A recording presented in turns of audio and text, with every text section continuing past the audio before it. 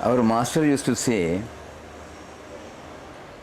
initially we may follow, may get inspired by a master or by one reading or somebody's words.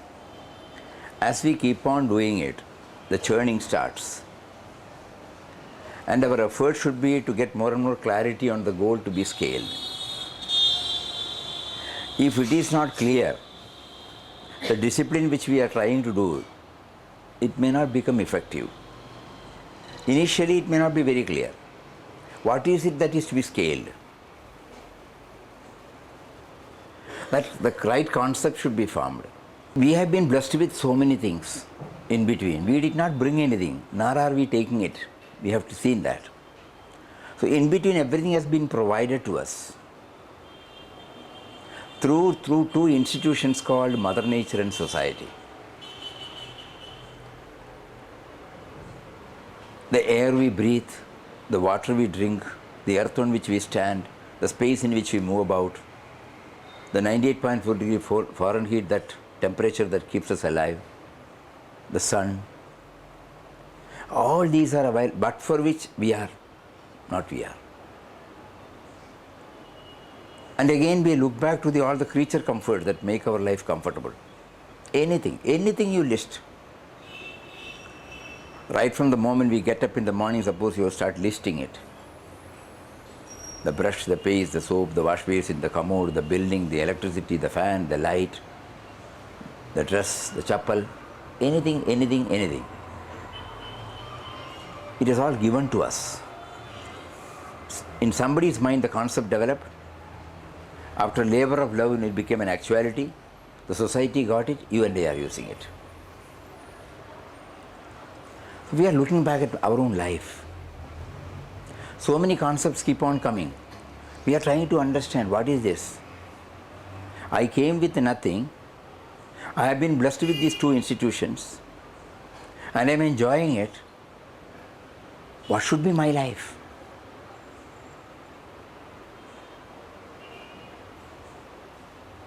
Suppose we are satisfied with merely enjoying it, then we will not be sitting here. We are not forcing anybody to have this question.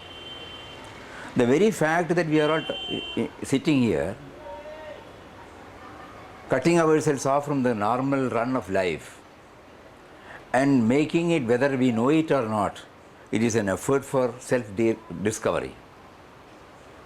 If you are observing 1 hour silence, it is an attempt to, somebody can say go within, somebody can say we are watching yourself, somebody can say we are relating ourselves to the awareness in which every thought, everything floats. Somebody can say I want to conserve my energy. Somebody can say just watch, that's all, let it go, any thoughts, let it go. Somebody would like to quieten the mind, stilling the thought, anything. So when we are in this, again we are thinking, why this question? Why this concept? What is the concept? What should be my concept? Why are we? What should be the aim of my life? Like that, so many churning will come. But for that, one discipline is necessary. For example, in our ashram, the mainstay is chanting of God's name. Any name of God. God stands for love. It's the impersonal aspect. God who stands for love. So, Gurudev used to say, initially, whether you have concentration or not, chant. Let it become a part of your life. After some time, he will say, mechanical chanting will not help. Try to understand whose name you are chanting. We are chanting the name of God. Who is God? Who is love? What is love? See, the churning starts. Today we had a discussion. Somebody was talking about attachment, detachment. Somebody was talking about selfless love. Somebody was talking about help, support. All these are expressions, Somebody said value-based education. We are connected with value-based education. These are words. What is happening inside? We are all sitting together, strangers, known people, but as if, we have been knowing for ages, Suddenly there is a bondage. What is it? We are trying to find out. What is this? When you start a discipline, sadhana, as you keep on, initially you need not bother about it, don't keep on rationalizing it, you will not get started. Somebody says you get, okay, your faith in somebody, or somebody touches your heart and you are inspired, you start doing it. But as you keep on doing it, try to get more and more clarity why you are doing it. Is it for him? Is it for that person? Then we can drop it. Initially, yes. But later on we find, something is in me also. Why? Somebody asked me, why should I do it? Achha, to respect his sentiments. Oh, why should I respect his sentiments? There is something common in me, in him. That is why I have to respect, Start thinking about it. So, going back to the first one, we came with nothing, we go with nothing, in between we acquire so many things, and it's all because of the bounteous gifts offered to us by these two institutions. What should be my life? Can it be a payback? Because of unidentifiable group, their contribution, we are enjoying it. Today the khichdi served, or the rice, we don't know the Mahatma who brought this idea, A journey from the paddy, dehusking, cooking, putting so many things, and somebody declared this is good for health. We don't know that Mahatma, The fruit that we cut, somebody declared, it's good for health. Who did that? We don't know that. Any item, the plate in which it was served, we don't know which Mahatma conceived that idea. Can it be a payback? When I am enjoying every minute of my life because of the bounteous gifts by people who are unknown to me, who did not specify the beneficiary, then if we start delving more and more and more and more, then probably we might get some clarity about our life, about the labeled spiritual goal. Actually, there is nothing called spirituality, or there is nothing called worldly. Everything is one and the same.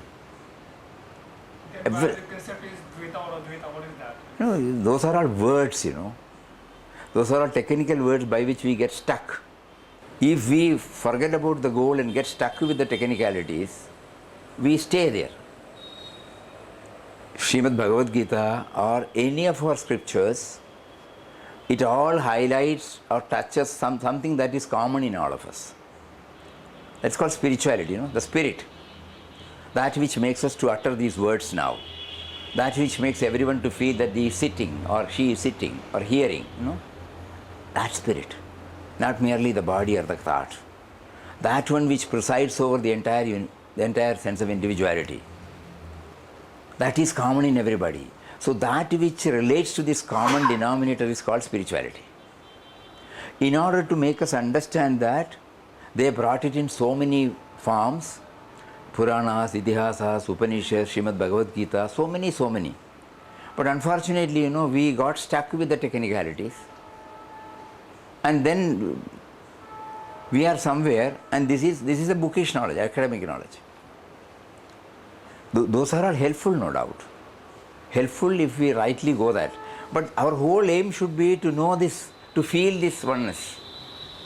Every one of us. The very fact that all of us are sitting here is an undefined attempt to know the commonness, to enjoy that commonness, which is called fraternity or something, Why? This is spirituality. If you take every stanza in Bhagavad Gita, ultimately it will lead to this. According to our Shastras or traditions, we know, everything is pre-scripted. Because none of us decided anything. So there is some force, we can call it as God, anything, some unknown, undefinable force is there. We will try to find out that. Who is it that at the moment assuming himself as me now? Suppose we start doing it, somewhere we may reach. So you are telling about birthday. Birthday is an occasion where we express our gratitude. Somebody was expressing his gratitude, you know, for all the bounteous gifts that has been given to us. And in that process, nobody said you should not earn. Nobody said you should not enjoy. What should be more predominant in us is we are always conscious of the bounteous gifts given to us by these two institutions. So our life should become a payback, whether we like it or not. And in that process, whatever the objects, emotions, thoughts that are to be processed for some time and get left it late, just when we get into a train, till you get down, you know, you become so close with everybody. You share everything, you trust, you believe, so many things, you know. After that you pass away and you may not meet him again. So during that moment, whatever is there, we will enjoy, nothing wrong in it. So that is why our Shastras have also said the Dharma, Artha, Kama, Moksha. These are called the 4 E's. Ethics, earning, enjoyment and emancipation. So when we are children, ethics, you know, ethics is that which binds me together. I am what I am because of these things. So when I go along with this, it's called ethics. I ensure that none of my thoughts, words and deeds prove to be detrimental to the interest of any other creation. This is what is called ethics or values, whatever you call it. Based upon that, I can earn.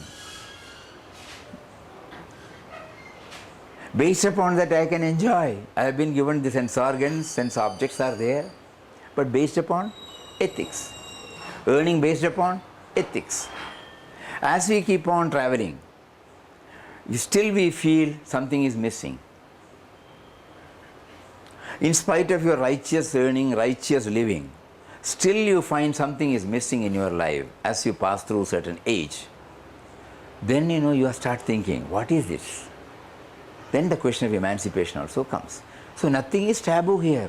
We are not going to compartmentalize materialism, spirituality, nothing like that. When you handle everything with the right concept, everything has got its own relevance. Money is needed, no doubt. Money is needed for what? That's the question. So for that I have to earn. I must keep on defining the purpose of wealth. Wealth is not an undesirable thing. When I own it in the form of a trusteeship, absolutely it is correct. It has been given to me. When you are a trustee, you may be handling it. You are the deciding factor. Suppose you are a bank employee, you can decide to whom the loan should be given, but you cannot touch it, And you have to protect it, protect the interest of the depositor also. But at the same time, you can decide.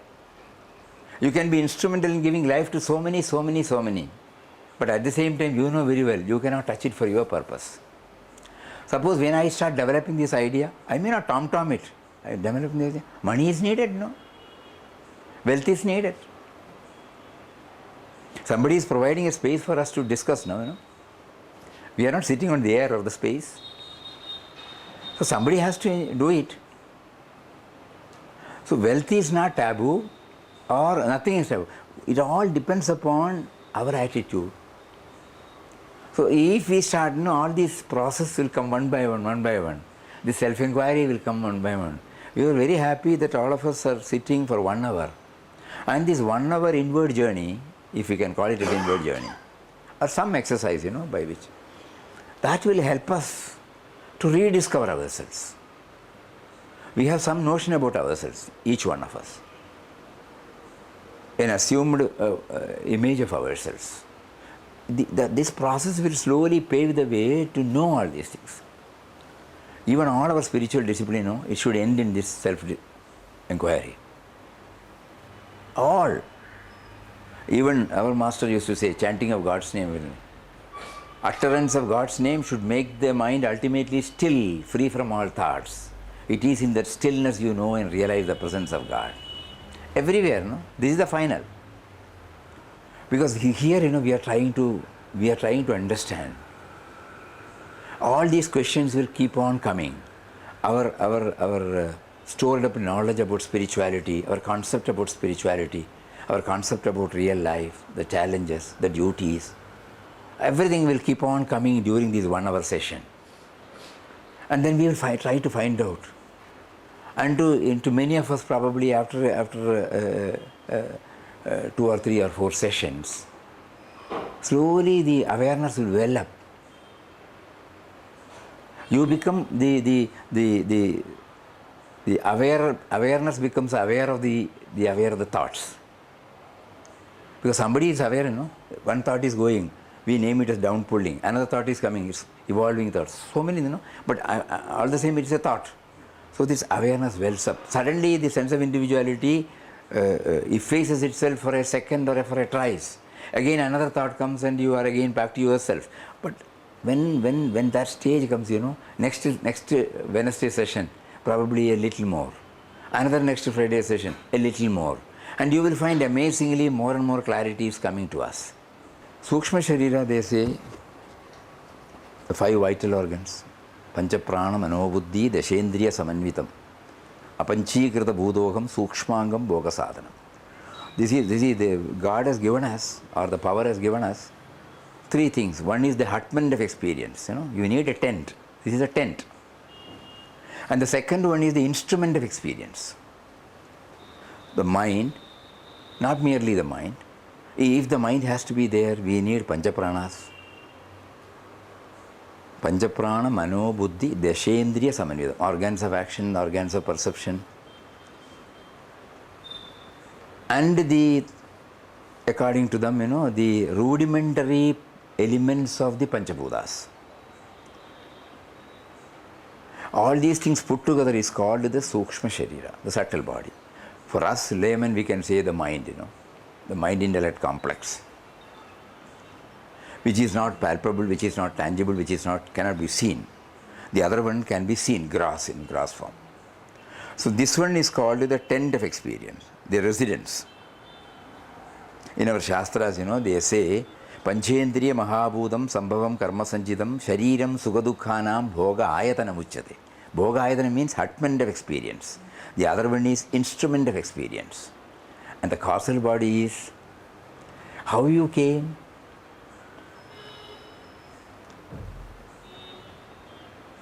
Not merely the Sukshma Sharira. Sukshma Sharira is only an instrument. An instrument by itself cannot act. So what else behind this? So that is called the causal body, the uncaused cause behind everything. When you take today what we ate? Rice, okay. The first paddy, we all know, those of you who are agriculturists will know, one paddy, when it is sown in a conducive atmosphere, after a period of 2 or 3 or 4 weeks, it sprouts. Then given the ambience, it grows. And in 3 or 4 months' time, it flowers, pollination takes place, and first it comes in the form of a milk in the husk. Then it gets solidified, it becomes the rice. And when it reaches the level of maturity, it is harvested, threshing goes on, winnowing goes on, then it dries, then you put it in the huller, then you get the rice. This is what we have seen. So without this seed paddy, it cannot come. But think about the first paddy.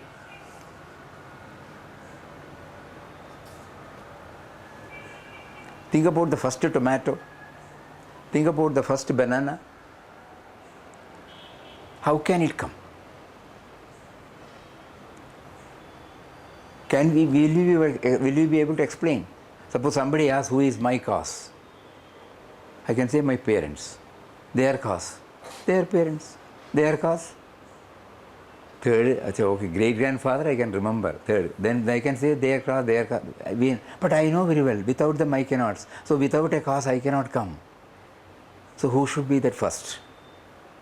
The first human being who had not had a parent. The first paddy seed which did not come from a paddy plant. The first tomato which has not come from a tomato. Just. So that is why they say Anadya Vidya Avirvacha. It cannot be traced. So the causal body, when they say, the one which activates this instrument, Sukshmanga, where from it has come? Oh. So until we reach and experience that, they have given us a name, uncaused cause. Somewhere to start with, in mathematics we say x, then finally we find out x. Similarly, for enabling us to move further inward, to find out this, they say uncaused cause. So that is called the causal body. And Sukshmanga means this mind-intellect complex, and this is the heart-mind experience. So we are all now talking or hearing or sitting, absorbing all this because that power is there now. And we are making use of the instrument called these things to absorb, to hear, to do it. Through the sense organs it comes. But the sense organs may be there if the mind is not there. Suppose you are thinking about something and I am talking to you, you will not hear. Achha, the mind is there. Mind, where from it can come? During your deep sleep, the mind is not there. But you are still alive. Oh, achha, then who am I? Like this we keep on going inside. Again we get stuck, we again come back to the sense of individuality level. Again we do that. Somewhere we have been told we will be able to trace the origin. And there, then the explanation about this Sukshma Sharira, Karana Sharira, Surya Sharira, all these come because then we are trying to dissect or trying to understand the assumed personality of ours. When you say I am hungry, you feel you are the body. When I tell you, shall we go for a walk? No, I am not in a mood. That means you are the mind. When you are working on a project and you get a breakthrough, I got it. Who got it? The intellect got it. So at that time, each time we are identifying ourselves with one or other. The world we live in is a school in which observation and experiences offer us innumerable opportunities for self-improvement. Nay, the world itself is God. World itself is Guru.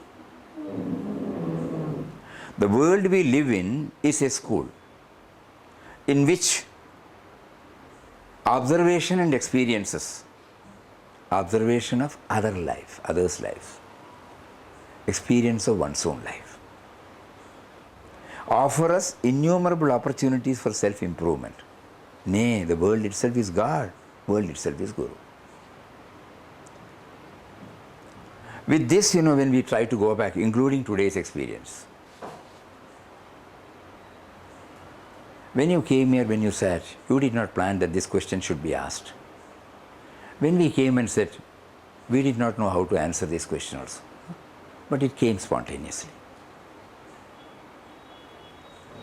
Answer also came spontaneously. So then we start thinking, what is there for us to learn? This is how everything happens.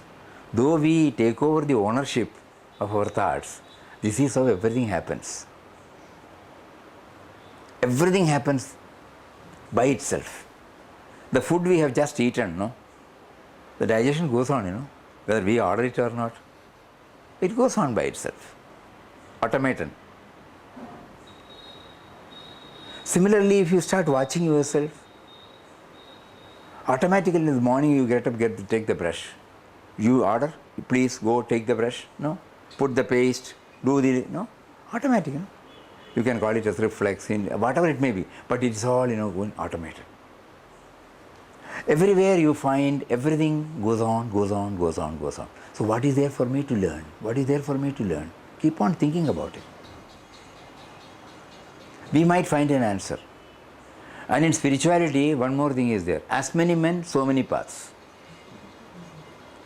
It is not a structured path. If it is a structured path, one path is enough. Why so many interpretation, so many scriptures, so many gurus. Because each one is unique, so each one's path is also unique. Then you may ask, what is the use of scriptures or studying or this? Actually, those are all guidance. Handposts. How do you go to Gandhinagar from here? Somebody can guide. No? We need some guidance. But ultimately, we have to travel by ourselves. We cannot look at the handposts, we will never reach there. Those are all serving, no doubt. Or putting it in another way, from 1st standard to 12th standard, you have common curriculum. Everybody has the same. But by the time you reach +2, you know your taste, your aptitude, your temperament, your inclination, your priorities, your preferences. Then you choose your own line, You don't sit there after 12th, again in 12th. So this journey makes you aware of what is your line. So all spiritual institutions or spiritual disciplines offer us, it's a common curriculum. As we keep on traveling it, we will find, proportionate to the intensity we have, we will find the unique method. That also we have to bear in mind, so that we don't become a what do you call it? Our master used to say, dumb-driven cattle, correct. Each one has to bring out the original, finally. If you look at these masters of any faith, nobody followed any other. Each one is unique. And when they traveled, they placed it before us, that's all. Ramakrishna Paramahamsa inspired Swami Vivekananda. But he was doing, doing puja. His background is, Vivekananda did not go to the temple and start doing puja. Holy Mother also did not do that. If you take Ramana Bhagavan, it is a different thing. If you take Shivanji Maharaj, it's a different thing. Any saint you name, of any faith also. So then that also we should know. Oh, each one is unique, and therefore each one's path is also unique. So we started with the concepts, spiritual discipline. So spiritual discipline offers us some what do you call, something by which we can pursue this exploration. If that is also not there, we may not get started. To some others, without that also they get started. But by and large, we start with, we go to a temple or we go to a place of worship, we offer something, we hear something, we think about something. That is the starting point. And ultimately this journey will give us so many revelations. And when we start thinking about this payback,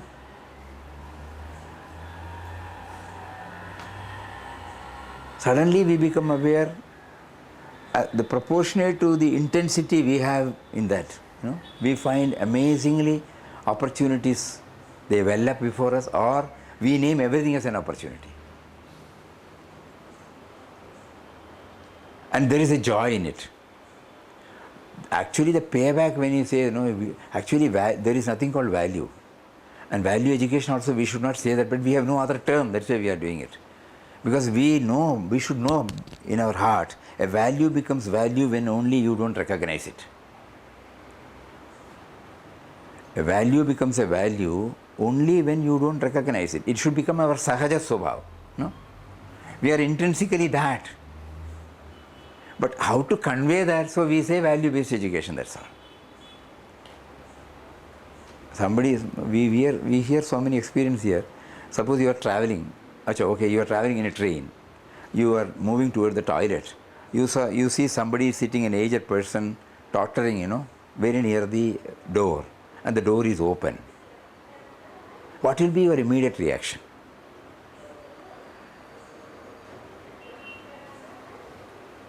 We all seem to... You don't have to know whether he is a known person, whether you expect something, nothing like that. What happens at that time? You become one with him, no? Simple question. I can say it's a value, compassion. Not you. It's a spontaneous act, revelation. When I share with you, I can say it is an act of compassion, whatever we have written here, no? It's an act of compassion. Just because I learn academically compassion, I will not become compassionate. Because it is a spontaneous act. So we try to understand all these things. This journey, the spiritual journey is nothing but understanding, exploring, and where we find joy and joy and joy. So we will not say that we are helping, as she said, we are not, neither we are supporting nor helping. It is a spontaneous act. If we become conscious of it, then it is not.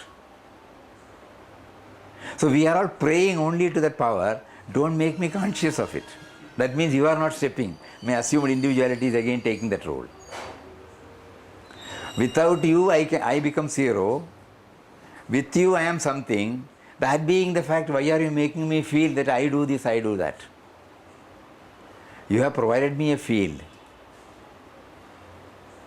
If somebody comes at your doorstep and says he or she has not had food for 2-3 days and looks emaciated, what will be your immediate spontaneous reaction?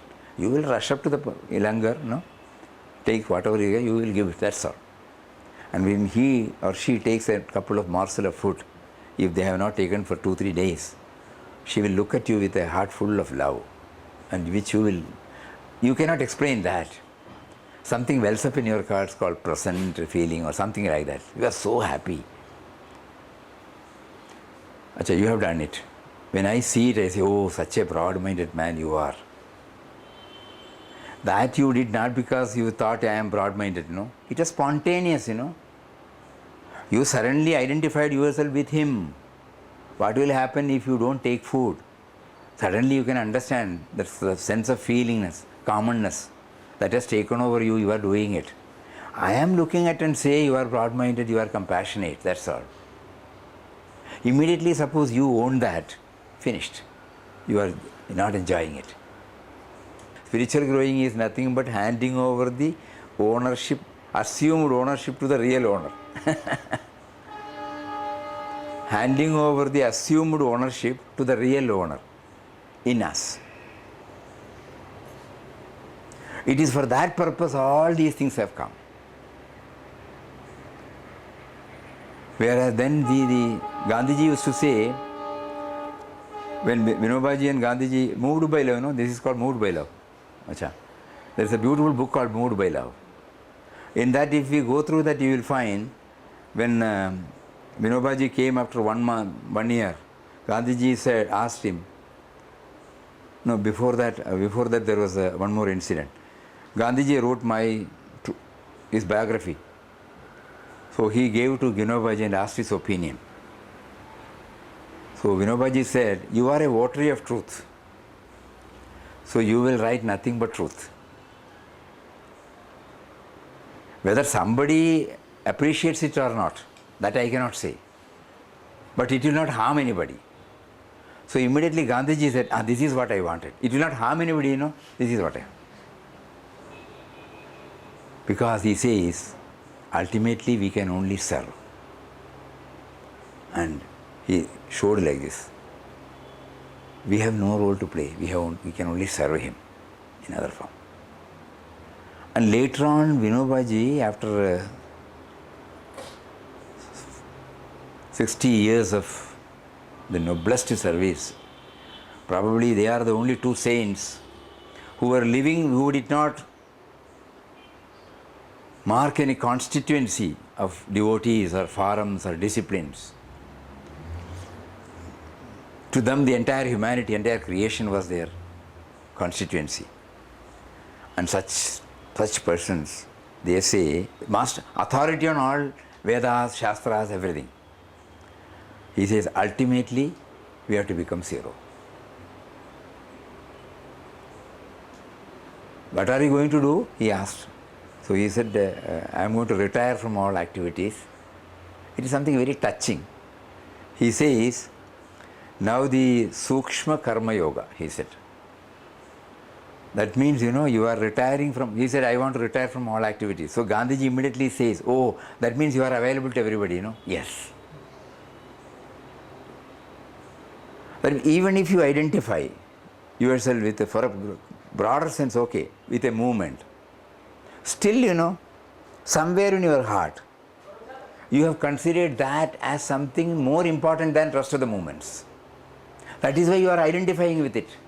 According to them, that is violence.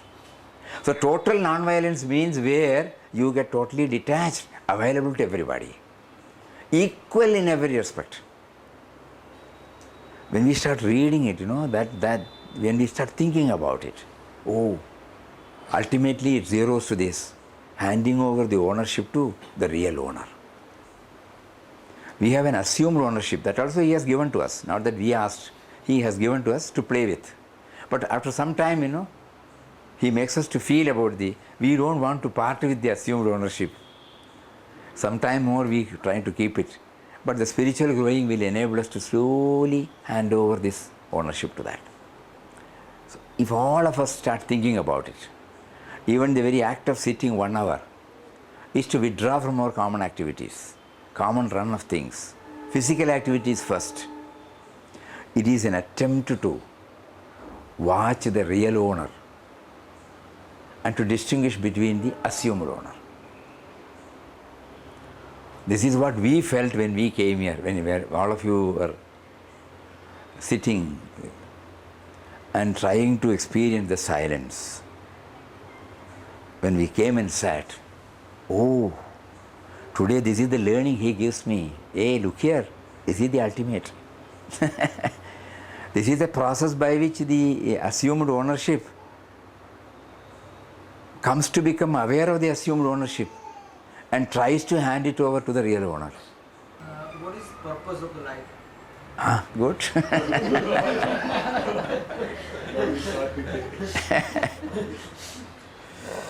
When we start asking the question, it cannot be answered. Each one has to define. Because at this moment, if we have to accept somebody's words, it will be only a word. We will not be able to accept it. Each one has to plumb deep within and find out. It's a very nice question. What is the purpose of my life? So initially we can say, to give back, okay. Because I know that I came with nothing and I know I am going to go without nothing also. In between I have been able to, I take so many things, I pay back. Achha. Another thing would be to know myself, who the real am I. Third thing is to know the object's emotions and thought in its own place. It has been given, I did not create it. So each one I try to go and ultimately I will be led. And another school of thought will be, the purpose of my life is to know that which makes me complete. The life starts from a sense of incompleteness and we move towards this sense of completeness. So in which category each one has to find out for oneself. They say we have been told that it is an inquiry for making ourselves full. Purnam. We are full, we have forgotten about that. It is not that we are acquiring something or attaining something, we are realizing something. That is called self-realization, God realization.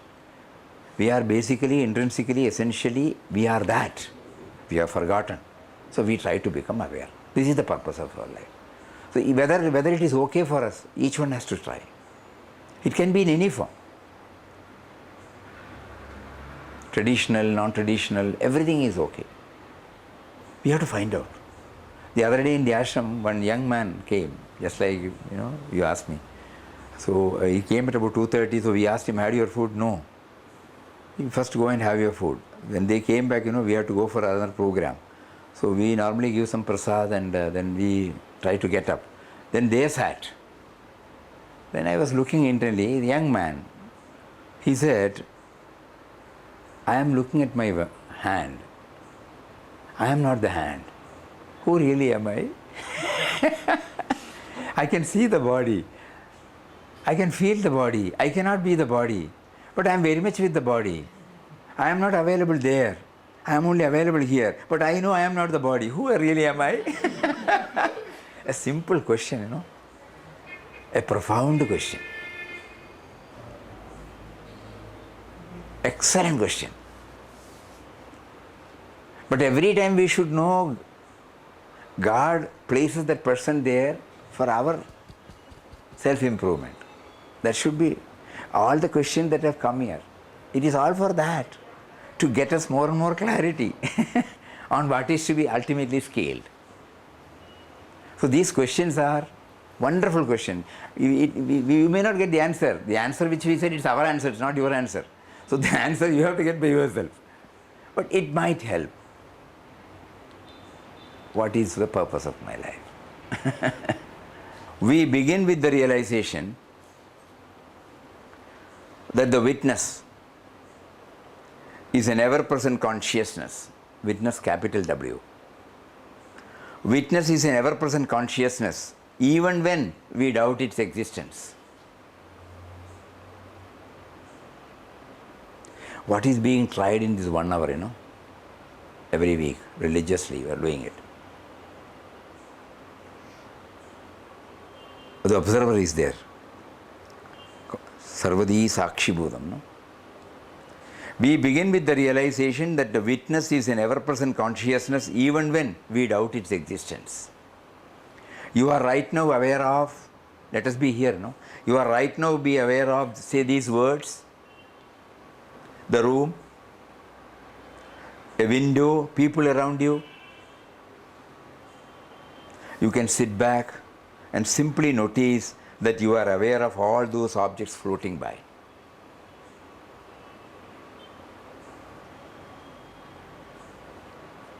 Sounds float through the air. Thoughts float through the mind. And when you notice them, you are effortlessly aware of them. Sit now. Is there any effort?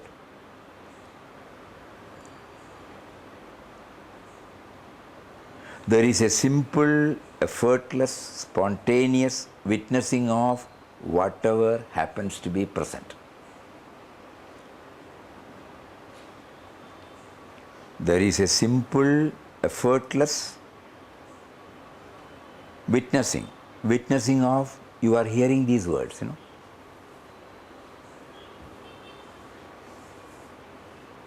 You are aware that you are sitting. You are aware that the bulb is burning, the fan is moving. No efforts, effortless.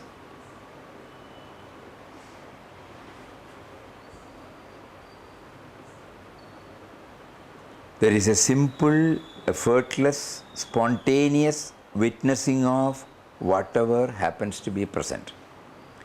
When you rest in this simple, clear ever witness, you are resting in the great unborn.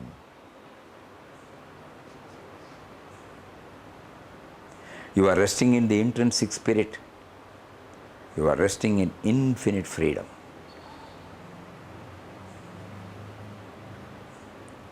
You cannot be seen. You have no qualities at all. You are not this, you are not that. You are not an object. You are the opening or clearing in which the entire manifest world arises right now, but you do not arise in it. It arises in you, in this vast emptiness and freedom that you are. When you rest in the simple, clear, ever-present witness, you are resting in the great unborn. You are resting in intrinsic spirit. You are resting in infinite freedom. You cannot be seen. You have no qualities at all. You are not this, you are not that. You are not an object. You are the opening or clearing in which the entire manifest world arises right now. You do not arise in it. It arises in you, in this vast emptiness and freedom that you are. Spirit cannot be grasped or reached or sought or seen. It is the ever-present seer. How could you possibly search for that which is right now aware of these words?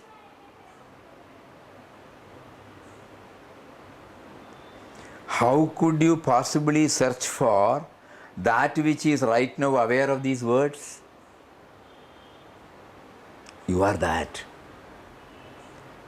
You cannot go out looking for that which is the looker. You cannot go out looking for that which is the looker. When you are not an object, you are God. In your every weekly session, it might help. This journey will definitely help. That which is being witnessed, that which witnesses, these two become clearer. The universal consciousness, the individual consciousness, the purpose of life, the payback, all. Everything, the scriptures, the personal form of worship of this God principle, impersonal worship of God, everything will become clearer and clearer and clearer. I will again read the last one. Spirit cannot be grasped or reached or sought or seen. It is the ever-present seer.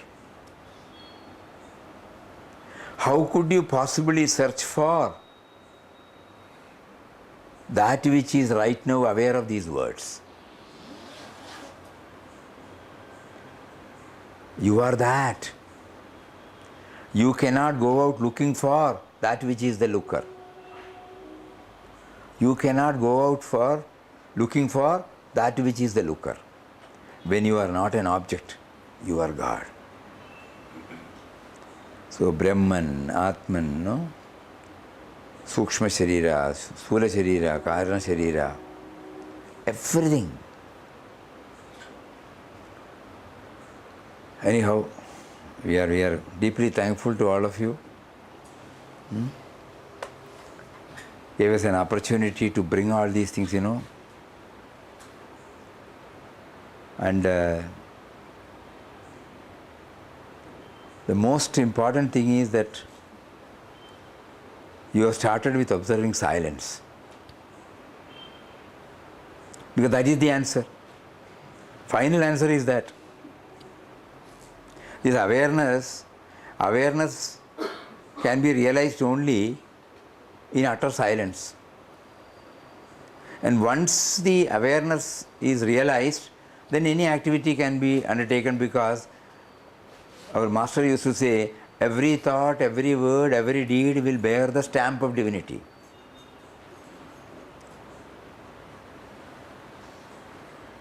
So this is very important. Very, very important.